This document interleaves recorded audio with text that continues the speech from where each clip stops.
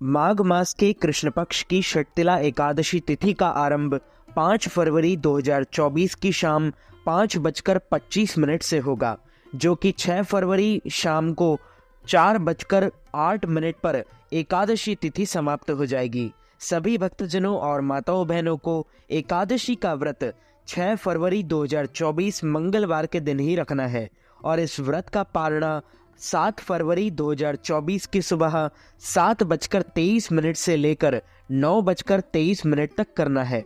विष्णु एकादशी गीता तुलसी विप्रधे नवः असारे दुर्ग संसारे शतपदी मुक्तिदायिनी, अर्थात भगवान श्री हरि विष्णु जी का पूजन करना, एकादशी का व्रत रखना, गीता जी का पाठ करना, तुलसी जी का पूजन एवं दर्शन करना, ब्राह्मणों की सेवा करना, दान करना, भोजन कराना, गौ माता की रक्षा व सेवा करना, यह 6 कार्य इस कठिन संसार सागर को पार कराने हेतु मुक्तिदायक बताए गए हैं।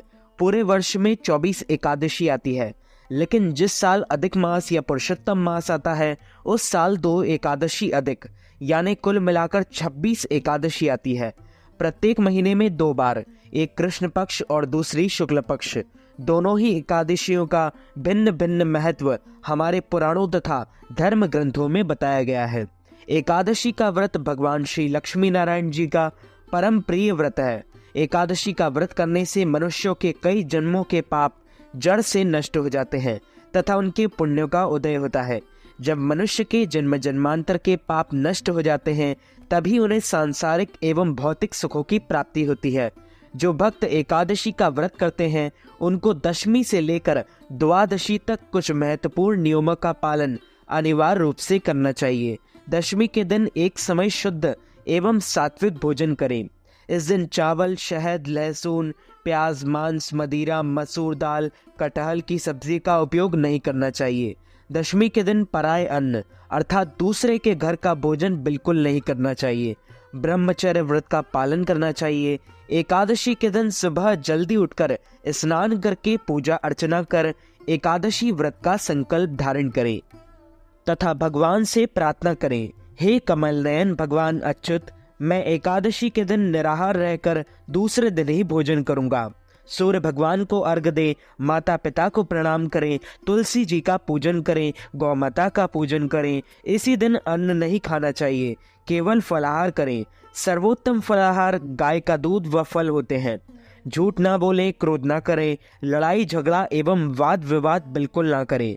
ब्रह्मचर्य व्रत का पालन करना चाहिए। दाढ़ी कटिंग व शेविंग ना करें। किसी का भी आप अपमान या अनादर ना करें। दिन में ना सोए, रात्रि जागरण करें। पूजन पाठ करके ब्राह्मण के मुख से ही एकादशी व्रत कथा का श्रवण करें। कथा सुनने के बाद यथाशक्ति उन्हें दक्षिणा भी प्रदान करें एवं शुभ मुहूर्त में एकादशी के अगले दिन ही व्रत का पारणा करें। सनातन हिंदू धर्म में मोक्ष को मनुष्य जीवन का लक्ष्य माना जाता है। आत्मा कर्म अनुसार मनुष्य जीवन पाती है। इसका मुख्य उद्देश्य सत्कर्म करना मोक्ष की प्राप्ति है। इसलिए मानव जीवन को अन्य योनियों में सबसे अधिक महत्वपूर्ण माना गया है। मान्यता है कि मोक्ष प्राप्त किए बिना मनुष्य को बार बार इस संसार में आना पड़ता है। पद्म पुराण में मोक्ष की चाह रखने वाले प्राणियों के लिए षटतिला एकादशी व्रत रखने की सलाह दी गई है। इस व्रत का उद्देश्य पितरों को मुक्ति दिलाना भी है। इससे मनुष्य के पूर्वजों को मोक्ष मिलता है। उनके कर्मों एवं बंधनों से उन्हें मुक्ति मिलती है। श्री हरि के प्रताप से मनुष्य के पापों का नाश होता है और मनुष्य के मृत्यु के बाद उसका उद्धार होता है। षटतिला एकादशी के दिन अन्य एकादशियों की तरह ही व्रत करने का विधान है।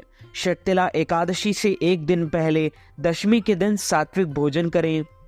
एकादशी के दिन सुबह स्नान आदि से निवृत्त होकर पूरे घर में गंगा जल का छिड़काव करें और पवित्र करना चाहिए। इसके बाद भगवान विष्णु की पूजा करनी चाहिए। पूजा में तुलसी के पत्तों को अवश्य शामिल करना चाहिए।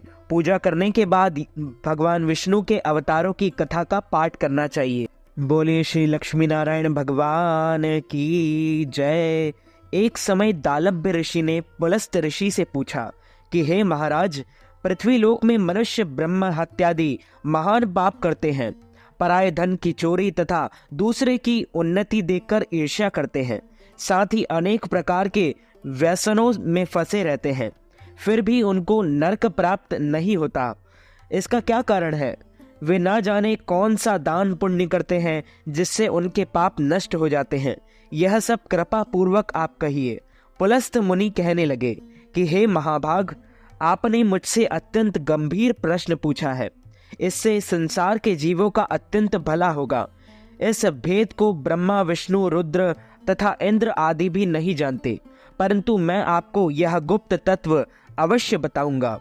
उन्होंने कहा कि माघ मास लगते ही मनुष्य को स्नान आदि करके शुद्ध रहना चाहिए।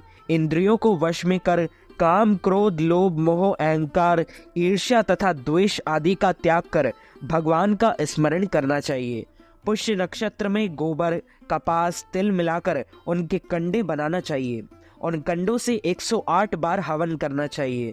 उस दिन मूल नक्षत्र हो और एकादशी तिथि हो तो अच्छे पुण्य देने वाले नियमों को ग्रहण करें।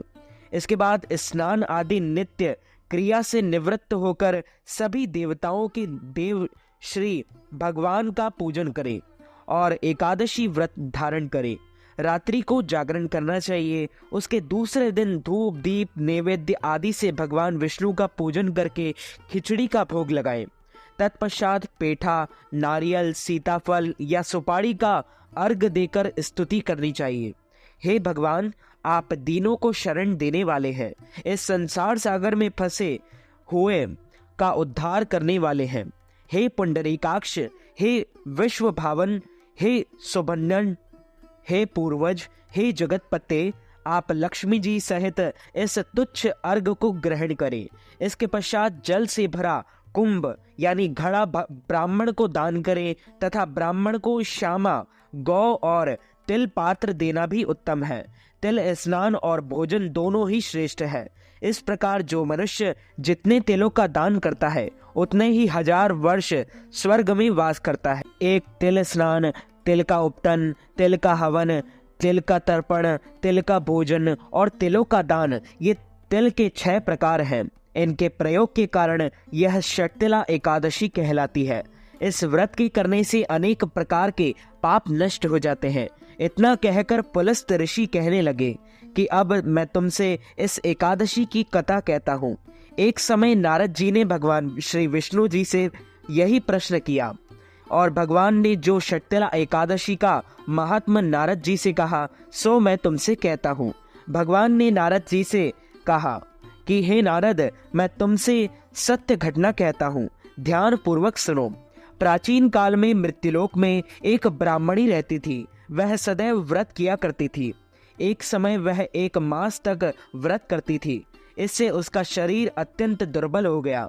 यद्यपि वह अत्यंत बुद्धिमान थी, तथापि उसने कभी देवताओं या ब्राह्मणों के निमित्त अन्न या धन का दान नहीं किया था। इससे मैंने सोचा कि ब्राह्मणी ने व्रत आदि से अपना शरीर शुद्ध कर लिया है। अब इसे विष्णु लोक तो मिल ही जाएगा, परंतु इसने कभी भी अन्न का दान नहीं किया। इससे इसकी तृप्ति होना कठिन है। भगवान ने आगे कहा, ऐसा सोचकर मैं भिखारी के वेश में मृत्युलोक में उस ब्राह्मणी के पास गया और उससे भिक्षा मांगी। वह ब्राह्मणी बोली, महाराज, किस लिए आए हो? मैंने कहा, मुझे भिक्षा चाहिए। इस पर उसने एक मिट्टी का ढेला मेरे भिक्षा पात्र में डाल दिया। मैं उसे लेकर स्वर्ग में लौट गया और कुछ समय बाद ब्राह्मणी भी शरीर त्याग कर स्वर्ग में आ गई। उस ब्राह्मणी को मिट्टी का दान करने से स्वर्ग में सुंदर महल मिला, परंतु उसने अपने घर को अन्नादि सब सामग्रियों से शून्य पाया। घबराकर वह मेरे पास आई और कहने लगी कि भगवान, मैंने अनेक व्रत आदि से आपकी पूजा की, परंतु फिर भी मेरा घर अन्नादि सब वस्तुओं से शून्य है। इसका क्या कारण है? इस पर मैंने कहा, पहले तुम अपने घर जाओ, देव स्त्रियां आएंगी तुम्हें देखने के लिए। पहले उनसे षटतिला एकादशी का पुण्य और विधि सुन लो, तब द्वार खोलना। मेरे ऐसे वचन सुनकर वह अपने घर गई। जब देव स्त्रियां आई और द्वार खोलने को कहा तो ब्राह्मणी बोली, आप मुझे देखने आई है तो षट्टिला एकादशी का महात्म मुझसे कहो।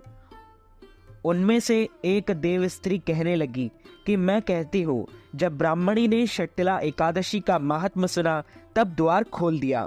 देवांगनाएं ने उसको देखा कि ना तो वह गांधारवी है और ना ही आसुरी है, वरन पहले जैसी मानुषी है। उस ब्राह्मणी ने उनके कथा अनुसार षट्टिला एकादशी का व्रत किया। इसके प्रभाव से वह सुंदर और रूपवती हो गई तथा उसका घर अन्न आदि समस्त सामग्रियों से युक्त हो गया। अतः मनुष्यों को मूर्खता त्याग कर षट्टिला एकादशी का व्रत और लोभ न करके तिल आदि का दान करना चाहिए। इससे दुर्भाग्य, दरिद्रता तथा अनेक प्रकार के कष्ट दूर होकर मोक्ष गति की प्राप्ति होती है। बोलिए श्री लक्ष्मी नारायण भगवान की जय। श्री वृंदावन बिहारी लाल की जय। श्री गिरिराज धरण की जय। बालकृष्ण लाल की जय। श्याम सुंदर श्री यमुने महारानी की जय। जगतगुरु श्री वल्लभाधीश की जय। गोसाई जी परम दयाल की जय। श्री गुरुदेव की जय। लाडले लाल की जय। आज के आनंद की जय। अच्युतम केशवम राम नारायणम कृष्ण दामोदरम वासुदेवम हरि श्रीधरम माधवम गोपिका वल्लभम श्री जानकी नायकम श्री रामचंद्रम भजे जानकी मनोहरम सर्वलोकनायकम श्री शंकरादिसेवितम पुण्य नाम कीर्तनम श्री राम राम राम राम राम नाम तायकम रामकृष्ण वासुदेवा भक्ति मुक्तिदायकम रामकृष्ण वासुदेवा भक्ति मुक्तिदायकम। तो मित्रों, हमारे इस ज्ञानवर्धक वीडियो को आप अधिक से अधिक लोगों को शेयर कीजिएगा, लाइक कीजिएगा, कमेंट कीजिएगा और सब्सक्राइब करके बेल आइकन को भी ऑन कर लीजिए ऐसे ही नई नई वीडियो देखने के लिए। आप सभी को सादर जय श्री कृष्ण, सादर धन्यवाद।